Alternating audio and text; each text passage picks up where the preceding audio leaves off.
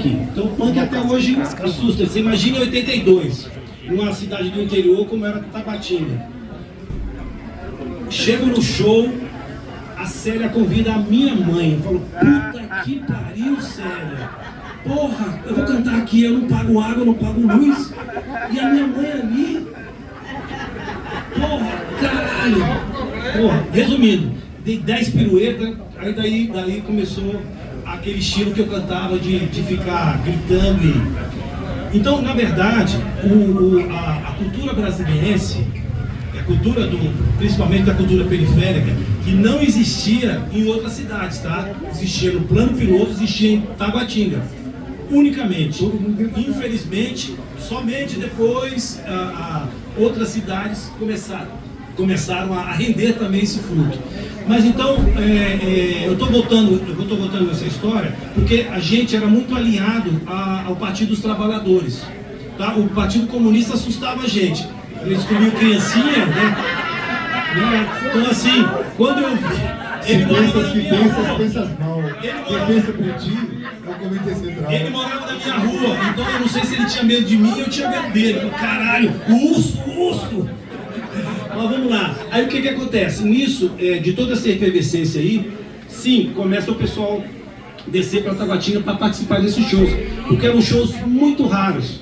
Você ensaiava 100 vezes para fazer um show. 100 vezes para fazer um show. E assim foi Legião, Plebe Rude, Capital Inicial. E por isso que o Renato veio aqui tocar a craviola dele num show na faculta, um show maravilhoso.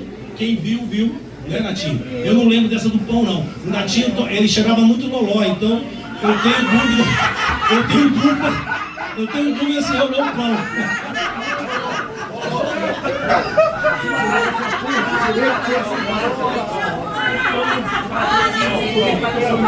Tem razão, Natinho. Tá, eu não lembro do pão, não. Eu tava lá com o Renato e não lembro do pão, não. Mas se tinha pão, tudo bem. Jogaram o pão. E ele pegou o pão e fez aquele... Que o diabo abençoe. O pão que o diabo amassou é melhor.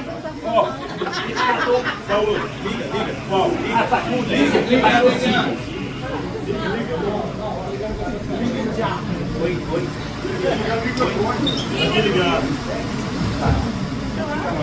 Oi.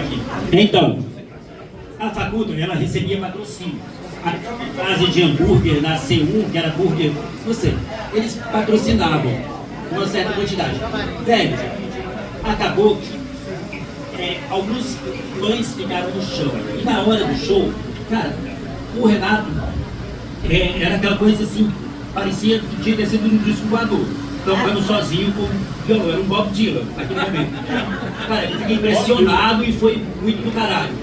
Algum gaiato pegou o pão e jogou e caiu no palco. E ele era todo dialético, ele era todo protesto, ele era todo tudo. E aquilo caiu como uma... Cara, eu me acordo, ele pegou esse pão e pagou um super saco pra galera. Mentira. Falou assim, olha, que bonito, vocês estão jogando pão.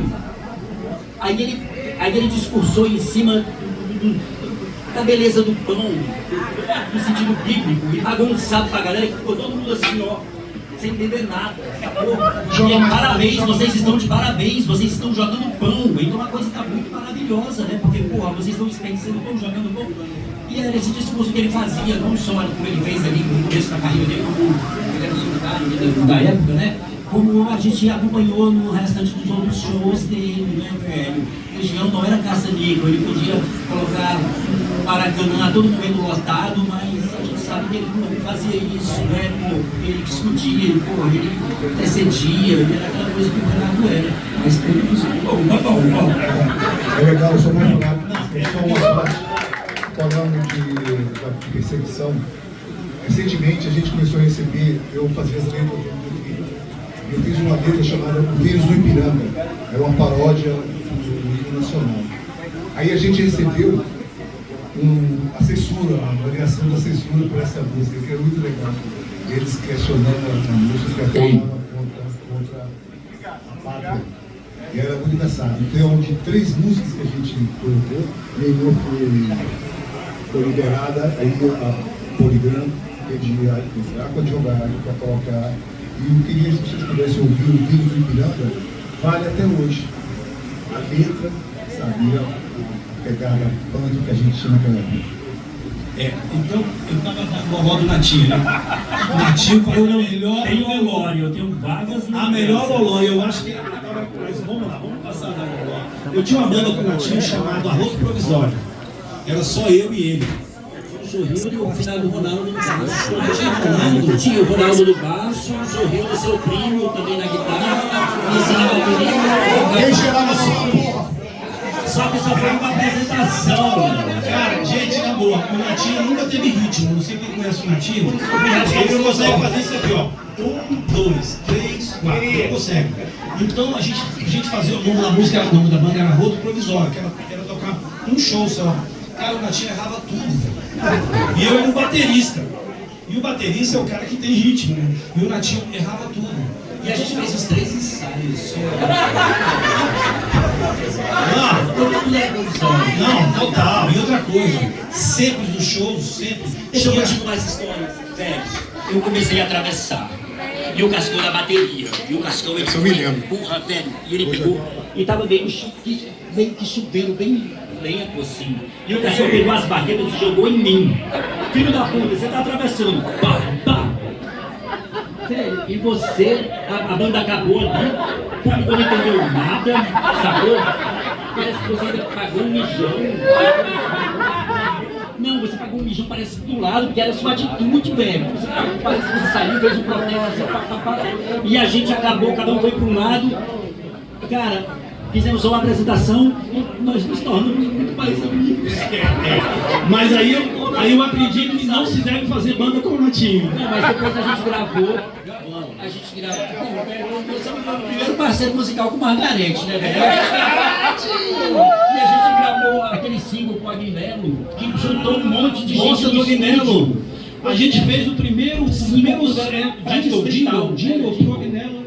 Pra Distrital ainda. Aí você me deu a incumbência de eu fazer a letra. E eu fiz a base. E você fez a base, a gente foi gravar e eu não conseguia entrar no letra. Aí eu aquário no estúdio, começou a lotar de gente pra me assistir, porque eu não conseguia. Você puto, do mesmo jeito que você estava puto. Nossa, a primeira experiência, mas. E, cara, eu consegui, graças a muitas repetições, eu consegui. E depois eu até aproveitei umas músicas, uma parte da letra desse jingle pro Radical Sem Dó.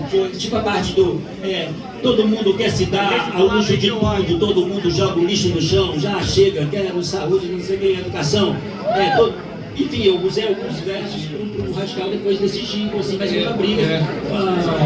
Mas Ele fala do caminho hoje, porque o livro é dele. Mas aí, pera aqui. Tá, vamos lá, vamos voltar aqui de novo. Aí, o Teatro Rodapé. A mais fraca, né? Aí é o seguinte, então o Teatro Rola Pedra, ele conseguia catalisar, o que já foi falado aqui, todas essas vertentes culturais, entendeu? E políticas dentro do Rola Pedra. Inclusive, informantes da ditadura militar, sempre frequentavam o Rola Pedra. Tinha sempre 2 caras estranhos frequentando, igual a música do Gilberto Gil lá, né? Então assim, a gente sempre notava que sempre tinha, inclusive tem uma música, uma camiseta aí do Distrito Federal, que foi feita pelo Ivaldo Cabeça, que era um show também na Praça do DI, que tiraram o microfone porque eu comecei a cantar eleições diretas. Né? Aí puxaram o microfone e aí a gente descobriu que era o pessoal da Polícia Federal ou do SNI. No teatro também tinha muito disso. Acho que não tinha naquela época. Era o SNI. Era o SNI na época. Então assim, aí quando a gente vê uns otários falando merda aí de ditadura militar, é pau no cu, vai tomar no cu. Sacou que nego não tem noção, e aqui você sabe disso, tanto que você sofreu aquela perseguição, a gente sofria perseguição estética, eles sofriam perseguição política. Foda! Porque você tinha ideias para melhorar o país. Mas vamos voltar para o Rola Pedra. E o Rola Pedra catalisava isso. Então, a gente traz todo mundo do plano piloto para fazer o primeiro show do Rock de Brasília, onde tocou Legião, Plebe, Capital e o Ratos de Brasília, que era a banda que eu cantava.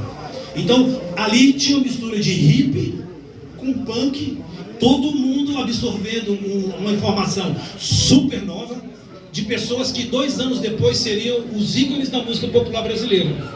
Isso é muito importante. Tudo passando pelo Fernandez. Fernandez, Marco, Zé Maria, Grilo, eu que era técnico de som, e o Assis. E o seu Coquinho, que era o motorista, porque é para lembrar, o Fernandez fazia muito som pro Sindicato dos Bancários. E eu ia com o seu Cocão, montar o som pro Fernandez, os PAs, para a briga do Carvalho, como é o nome dele? Augusto Carvalho com o Magela. Puta, e eu lá, e o seu Cocão. E o Zinho no meio. Graças a Deus ainda tinha o Zinho. O pau comia, então, mas era uma receita que o Fernandez tinha. É importante lembrar que no Rola Pedra tinha o Tufá. Alguém já ouviu falar do Tufá? O Tufá era um índio que ficava debaixo da arquibancada. Algum dos sócios aí adotou, não, todo mundo adotou o Tufá. O Tufá era nosso brother. Era um índio com a cachaça aqui e uma vela debaixo de uma arquibancada de madeira. 24 horas por dia. Olha o perigo. Não tinha um extintor. Tinha, né, lá na frente. E o Tufá era o espírito que frequentava o Rola Pedra. E esse espírito, o Tufá era um espírito hip punk, né? Então ele energizava aquele ambiente. E é fundamental, o nome dele era Tufá mesmo, foi batizado como Tufá, né? Então o Tufá, ele segurou muita onda ali de energia ruim da polícia, dos vizinhos, né? Então o Tufá foi esse cara que a gente não pode jamais esquecer. Cascão, mas no dia que o chimbal do Bonfá quebrou, o Tufá não ajudou, o Legião pediu desculpa e foi embora, e a galera ficou lembrando. Essa é uma passagem, deixa eu contar essa passagem. O Tufá estava de atestado. O Natinho é da Opus Dei, por isso que ele é contra. O Natinho é contra as crenças de matizes africanos, entendeu? O Natinho. Não. O único vacilo do Tufá foi esse, porra. Olha só, mas Em 2 anos, o único vacilo, eu sei, porra. mas olha só, essa parte do... Não, sacanagem, o Tufá foi